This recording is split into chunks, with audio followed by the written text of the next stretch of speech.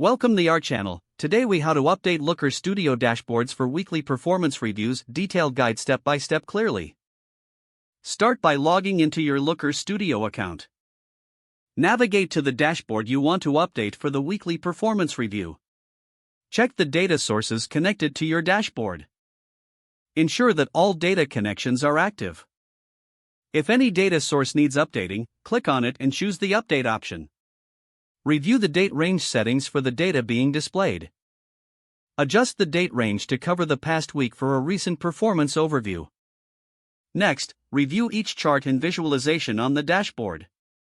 Consider whether any new metrics should be added for better insights. If needed, click on the visualization and select the Edit option. Modify the metrics and dimensions according to your requirements. Ensure that all visualizations have clear and concise titles. After making changes, preview the dashboard to see how the updates look. Inspect each chart for accuracy and clarity. If everything looks good, proceed to save your updates.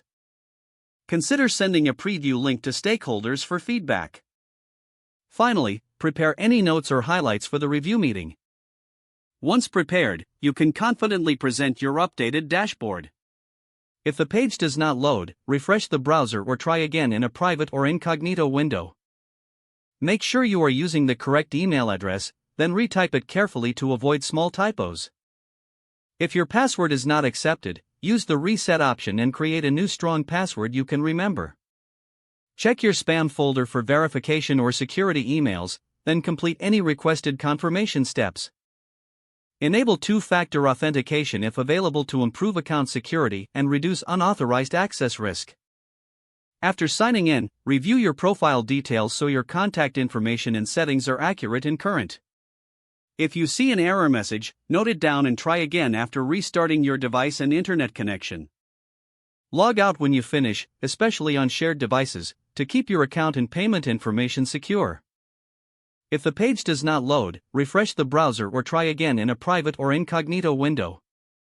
Make sure you are using the correct email address, then retype it carefully to avoid small typos. Don't forget to like this video and subscribe to our channel for more step-by-step tech guides.